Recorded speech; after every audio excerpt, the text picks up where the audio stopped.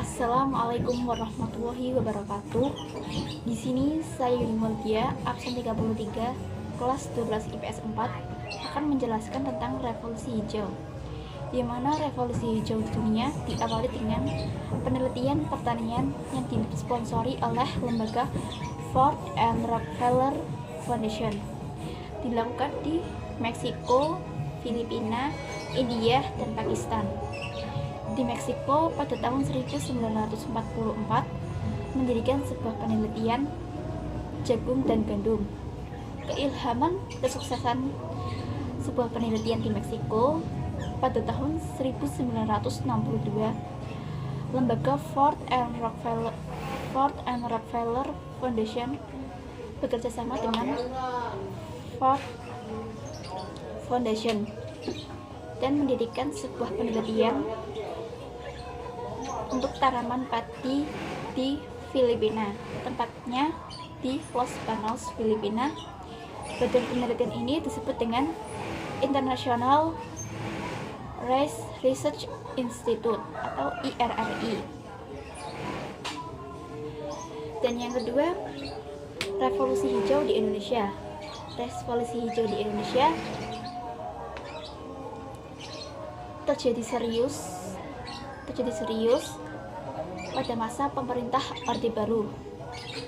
Program tersebut digunakan untuk meningkatkan hasil bahan pangan, terutama beras.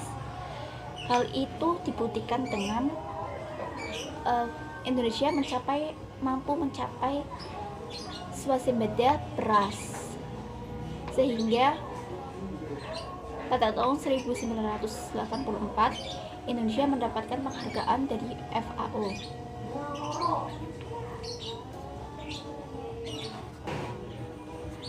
Adapun upaya untuk mencapai swasembada beras melalui program-program dan program-program tersebut dikembangkan melalui 5 macam, yaitu 5 macam, yaitu 1. Intensifikasi pertanian, 2. Ekstensifikasi pertanian, 3. Diversifikasi pertanian, 4. Mekanisasi pertanian, dan yang kelima rehabilitasi pertanian. Yang pertama, intensifikasi pertanian adalah upaya untuk meningkatkan hasil pertanian, dan yang kedua, ekstensifikasi pertanian adalah memperluas lahan baru yang dapat ditanami untuk pembukaan lahan-lahan baru, termasuk usaha penangkapan ikan dan penanaman rumput untuk makanan ternak.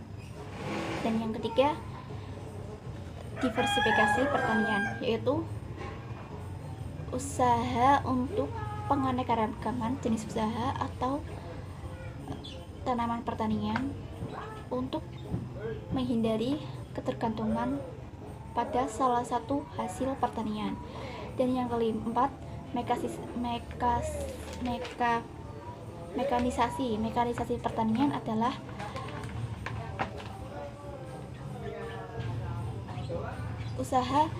usaha meningkatkan hasil pertanian dengan menggunakan mesin-mesin pertanian modern. Dan yang kelima, rehabilitasi pertanian adalah usaha pemulihan produktivitas sumber daya yang kritis yang membahayakan kondisi lingkungan serta daerah rawan dengan maksud untuk meningkatkan taraf hidup masyarakat di daerah tersebut.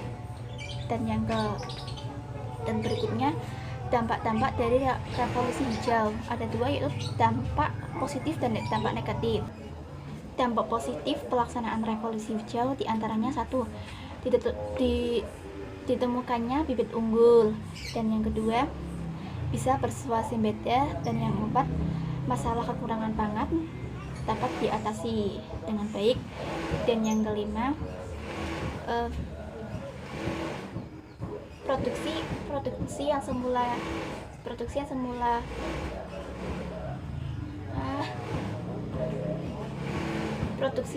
terbatas sekarang dapat ditingkatkan hasilnya. Dan yang kedua, dampak negatifnya. Dampak negatif pelaksanaan revolusi hijau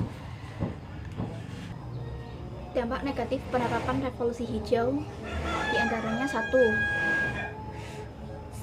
Sistem bagi hasil mulai digeser oleh sistem upah. Kesempatan kerja di pedesaan mulai berkurang. Dan yang ketiga, ketergantungan menggunakan pupuk kimia dan zat kimia untuk membasmi hama, sehingga berdampak pada tingginya biaya produksi yang harus ditanggung oleh petani. Cukup sekian dari saya, mohon maaf jika ada kesalahan. Terima kasih. Wassalamualaikum warahmatullahi wabarakatuh.